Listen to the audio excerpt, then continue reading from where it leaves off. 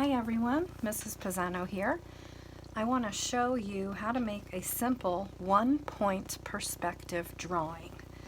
So if you're one of my students, you know that I always make you write important words or phrases on the back of your paper to help you remember them. This is what I would have you write. One-point perspective. I would also have you write the words vanishing point, vanishing point, and I would have you write horizon line. You all know what that is. Okay, so here we go. Here's my paper.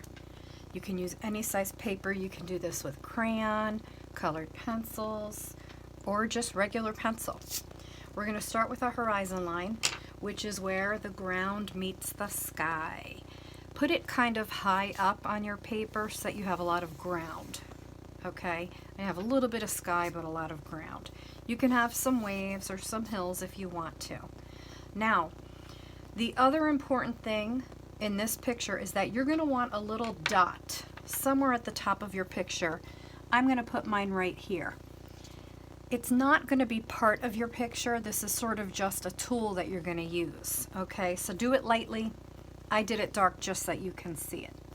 Now, I'm going to pretend that this is a field on a farm, and there are lots of crops. And do you know how farmers plant their crops in straight lines in long rows? Well, that's what I'm going to draw here. But if you remember anything about perspective or space and depth, you will remember that things that are close to you are bigger and things that are far away usually appear smaller, right? Well, it's sort of the same with this. Now, you'll see what I mean in just a minute. I could use a ruler, and you could use a ruler. So let's say we want to have a row right here of some kind of crop. If you can line up your ruler, we don't want it straight down. We want to kind of put it off to the side a little bit. Put your crayon or your pencil here at the dot. Line up your ruler up against it. And then we don't want to draw here in the sky, but we want to draw here. Okay? So that's your first line. We want to do another line going this way. So again, if you put your pencil or your crayon on that dot and then draw your line this way, it's going to sort of look like this road or this row of crops is going toward that vanishing point. That's such an important part of this drawing. Now, you don't have to use a ruler. In fact, from now on, I'm not going to use a ruler, and I'm going to show you how you can do this without using a ruler. If I want to make another line here somewhere, if I just put my crayon above this point, and I pretend I'm drawing in the sky, but I'm really not, but when I get to the ground, I'm going to continue that line like this. Okay? Let's do another one. I'm going to do an orange one. Pretend I'm drawing a line like this, right? But I'm really just holding it over that line, pretending I'm drawing in the sky, keep my line straight, and go out. I'm going to do that here too. Let's do it with a ruler just to show you that it's basically the same idea. Line up your ruler with the dot. Don't draw here in the sky, but where your ruler is, you're going to draw a line here. Do you see how it looks like all these rows are going toward that vanishing point? That's exactly what we want to do. Let's put another line here in brown. I've got my ruler lined up with my vanishing point. I'm putting my crayon here and I'm drawing a line down. I'm going to do a dark green now. I'm not going to use my ruler.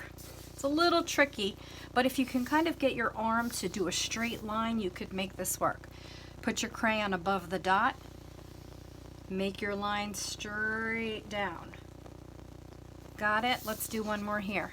Dot, going outward. There we go. So even though I didn't use a ruler, this is pretty close to using a ruler, right? And so is this one. Okay, do you get the idea? Now, I mean, it's pretty simple. This is the most important part of this lesson, what we just did here. But if you really want to make this into a work of art, we need paint or we need crayons to color. We should also add some more things in our picture. Let's pretend that there's a tree here, a tree here, and a tree way back here. If you remember from my 3rd grade lessons, if I'm your teacher, a tree really close to you is going to be huge, right? It could even go off the edges of the paper. So let's say this tree is really close to us. The bottom of it and the trunk are actually off the paper, right? So later we'd color this in. Sorry about that brown line. We really shouldn't see that, but I just want to give you a basic idea of what I'm talking about with 1-point perspective. So we've got this tree. Let's add some other colors.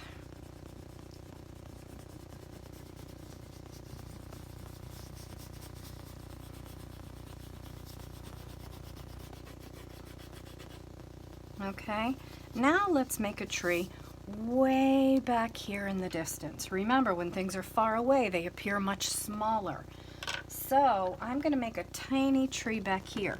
Here's going to be a trunk and some branches. And now I'll do the leaves. There's a tree way back there. Now let's put a tree that's somewhere in the middle, okay? So we'll pretend this tree is partially down the field. It's not as close as this tree. It's not as far as that tree. So that means that the size should be what? Between this big one and this tiny one. So let's put a tree here.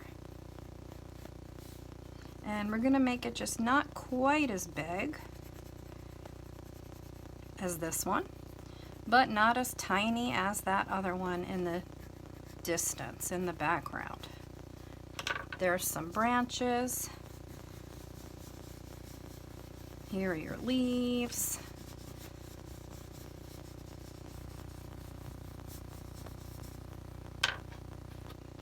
So, this is sort of a review of what we do in 3rd grade. Something that's close is really big, a little further away gets a little smaller, even further away gets tiny, right? So, there we go, 3 trees. Now, you can add more things to this picture. We could make a house back here. Obviously, a house would be small, right? You could make a person, it would be smaller than a tree. You could make a truck. You could make the front of a house here, like just the roof is showing. But I'm going to keep it really simple for now. All I would do now is color this in or paint it. I think I'm going to paint. I have paints right here set up and ready to go, but if you don't have paints at home, absolutely feel free to just color it in with your crayons. I'm going to grab a brush or two. Okay, so if these are all different kinds of crops are different kinds of plants, so they're going to be different colors, right? Let's do some green here.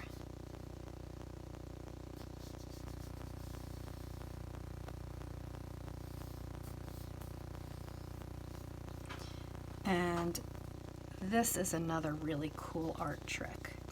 It's called atmospheric perspective. An atmospheric perspective, maybe you remember 4th graders, we did talk about it this year. Atmospheric perspective is when something is close to you, especially you'll notice this if you're looking at hills, that the hills closest to you are darker or more intense in color, like this green is. And as it goes off into the distance, it gets lighter and lighter and lighter. Do you remember that, guys? Let's go over here to orange.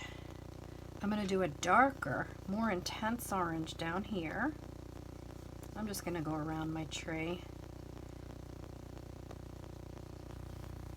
And now as I get up close, further, I just added a little bit of water to my brush so that my color is not quite so intense. Do you see the darker orange down here becoming lighter, lighter, lighter up here? That's atmospheric perspective. Let's do another row. And notice I'm skipping and doing every other row to kind of give that paint a chance to dry, right? Here too, I'm going to be a little bit darker. I mean, this whole row is kind of far away, but I'll do it a little darker here. Add a little water to my brush and just get lighter as I get closer to my horizon line. Okay, see how I did that? Now, let's go over here. Let's do another orange. Remember, dark, lots of color where it's close to you. And then just dip your brush in water and let it just gradually get more watery and have less color. See that? Simple, right? Let's do this one over here. I'm going to make this one light green.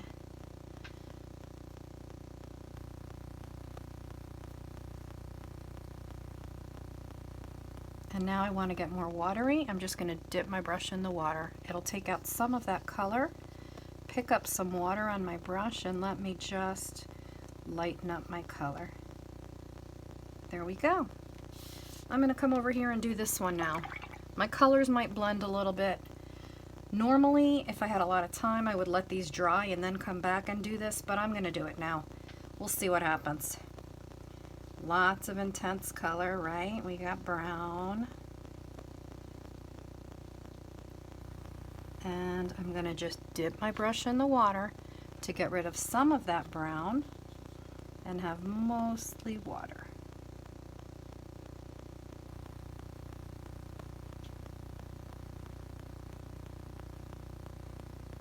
Okay, I guess it worked. Trying not to smudge too much. Let's do this one brown also.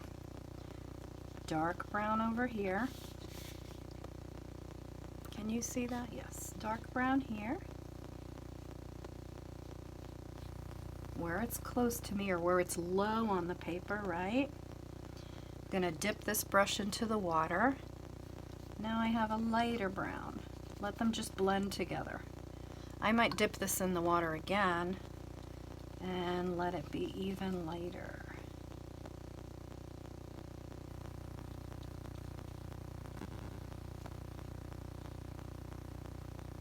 Okay.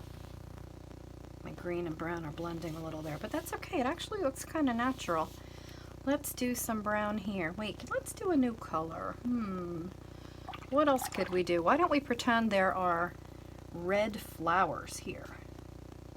This could be red, right? Let's pretend this is a row of red tulips. We don't see the detail, but we see the color. So down here it's really dark. Red, really intense. And now, dip that brush in the water. Just take out some of the red and get lighter. See that?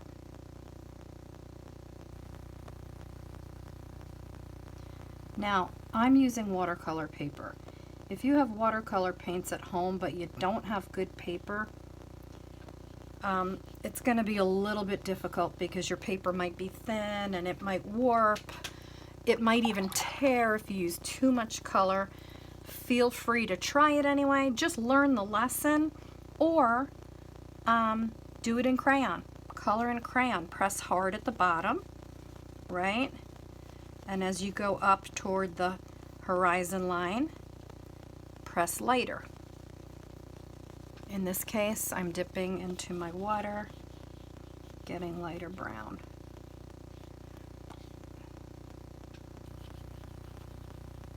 All right. Now, all that's left to do is the sky.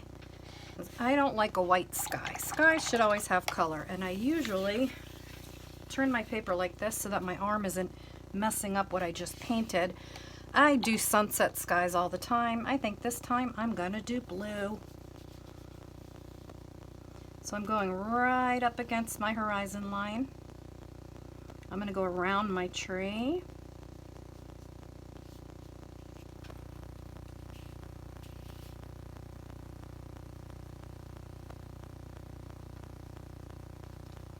There we go. And just for the sake of not being boring, let's have a couple clouds. I'm going to do a little whitewash here. So this is just water. It's actually a water wash. And I'm going to go around them and look what happens. It starts to kind of really look like a cloud, right? I'm going to finish my sky here. I have another wet area here, so I'm going to kind of go around that so that it looks like a white cloud, but it looks soft, right? Like a fuzzy white cloud, a puffy white cloud that doesn't have real sharp edges. There we go. So let's turn this the right way now and take a look.